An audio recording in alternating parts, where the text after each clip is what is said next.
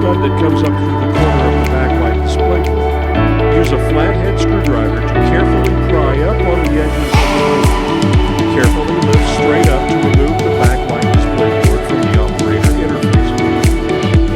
Place a 1.5-inch long strip of 1/2-inch wide double-sided adhesive tape on the reverse side of the board. Thread the stud through the hole in the corner of the board, making sure the cables to plug in the display are facing up, down, and away from the LCD. Press firmly to ensure good and easy contact. Reconnect the operator interface board cable to the backlight display board.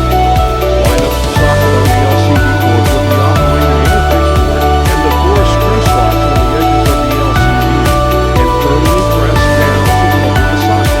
Replace the 4 Phillips head screws. Do not over-tighten the screws. Only tighten them enough to ensure the display will not move. If they are over-tightened, it can damage the metal exterior of the display.